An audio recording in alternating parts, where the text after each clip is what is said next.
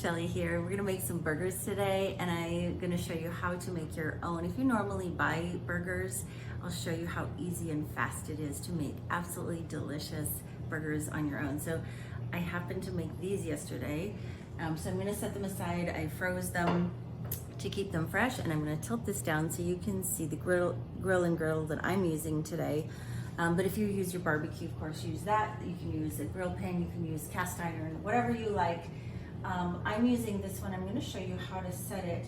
So I'm going to use the probe because the probe actually speeds things up. So this is what it looks like. It plugs in on the side right here, and I'm going to click it. I'm going to adjust it to 425 degrees, and then I'm going to tell it to cook to 140 degrees internally, and it's presetting. All right, so I'm just going to let that heat up all by itself, and then I'm going to walk you over here and show you what I've got set up here on the island. So just come with me, and I'm going to tilt this down so you can see my workspace. All right, so again, you can do this by hand. If you have a mixer, our Deluxe Deluxe, what is it called? Stand mixer, has this paddle with this nice side swipey thing, and I've got it set for mix. So here's a pound of ground beef that was frozen and I thawed. Here's kind of one of our secret recipes.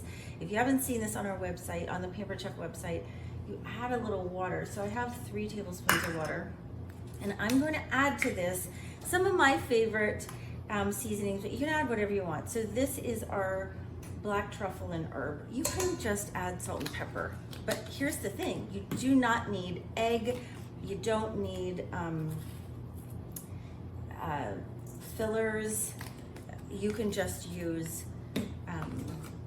what's it called, beef and seasonings, whatever you like. So I'm, like I said, I'm also adding garlic and French onion dip, which has those rubs. The 2 rubs have some salt, so I don't need to add salt separately.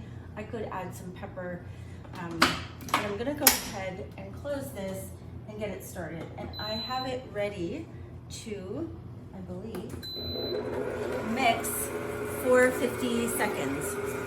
So it's gonna go ahead. Now, this is one of the things that if you didn't realize that you can use a mixer to make your burgers, to mix it all up. You actually never have to touch raw meat. Isn't that sweet? And then the other tools that we're going to use is this hamburger shaper. Again, because it makes a dent in it, it makes them perfectly sized for your hamburger bun. They're all evenly sized. Again, you don't have to touch it with your hands, and it presses them enough to hold them together without having to put egg in there. And then I also have my scale. This is a digital scale, and you can weigh in ounces or whatever you want, so that you all get them all the same size, just like when you were used to buying them. So that preset size and shape is exactly what we're looking for consistency's sake, because then it all cooks evenly. So let me just tilt this down a little bit more. Oh, I can't. Let me move it back, and now you can watch. All right. So I'm gonna turn it on. I like ounces for this. We like a 5-ounce burger.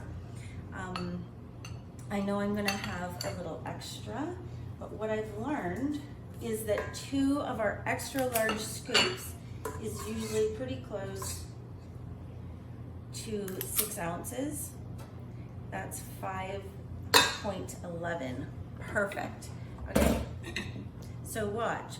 So this is the secret of this. Now you can just make these, shape them by hand. You make them bigger than you need them to be because they're gonna shrink.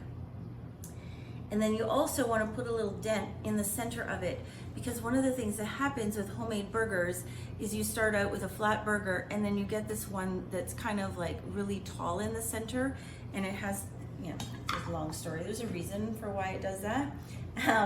We won't go into that today. And you can see that just by shaping it, I'm gonna give this an extra little shove because I want it to stay together and not break apart. The underside is stretchy, you can see that. And so what I do is I just take it to either, you know, a mat or whatever, just to contain it. So there is one shaped patty. You can see how perfect it is. Now because it's upside down, we'll get a plate and turn this over. You'll see that the top has this dent in it. So that's going to help us keep a nice flat shaped patty. So I just 1 pound, whoopsie, I can do this. 1 pound easily makes 3 nice burgers and usually a little bit left over. That's, I'm aiming for 5 ounces. We do find that I always get complaints. This is too much burger. I'm full. I can't eat the whole thing. There. Whoa, 5 ounces. Oh. You know, as organized as I try to be for these videos, I don't always end up that way. Okay. It almost suctions on there. One of the things I found, if you have I'm gonna put this on top of the other one. If you have, like if you're using ground chicken or ground turkey or, oh, I broke it. Okay. Don't put it on top of the other one. Let's give it a little squish. Sometimes I do this here so that you can hear this is done. That they're all the same. Okay. I'm gonna shove that in there. You can see the little break spot. Okay, what I was gonna say was, if you're doing chicken and turkey, you're never perfect when you're doing a video, I swear. I need to move this. Then I would recommend that you put parchment, a little piece of parchment in here first and another little piece on the top, and then everything releases really well. If there's no fat in it, it really has a hard time releasing. Like this one, oh my word, you guys.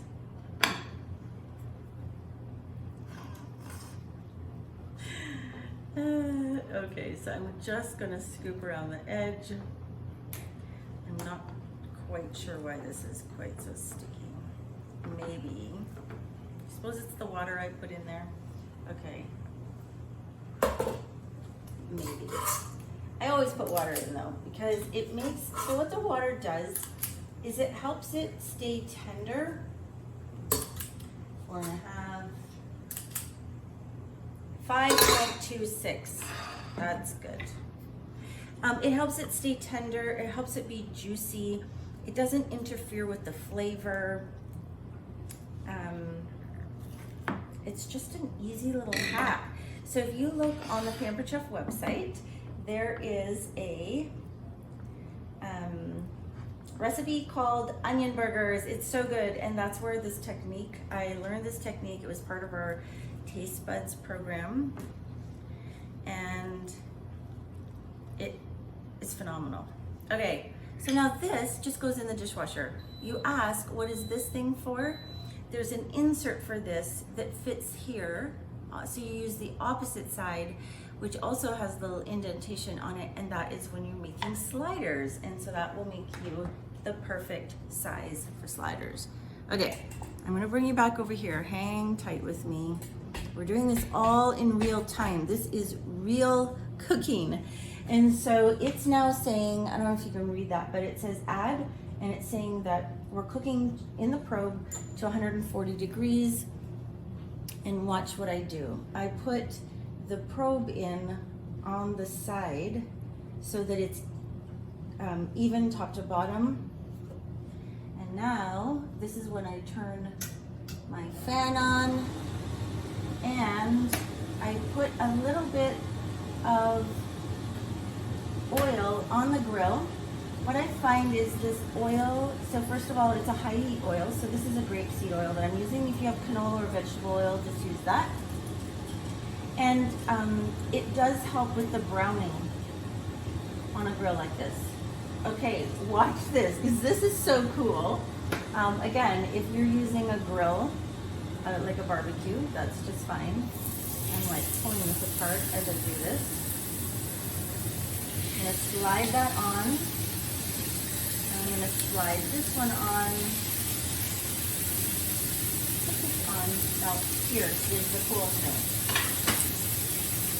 Get this out of the way.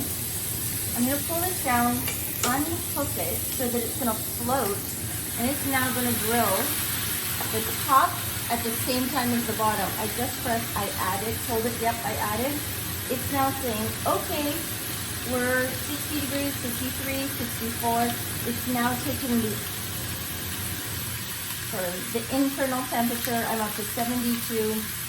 You can tell that in a couple of minutes, we're gonna be at 140 degrees, which is my internal temperature, and put the fan back on. We're now at 82.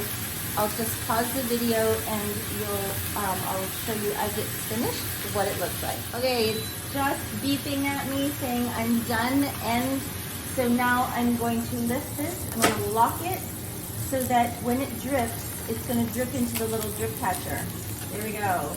My burgers are done, and that was like minutes, literally 1 or 2 minutes.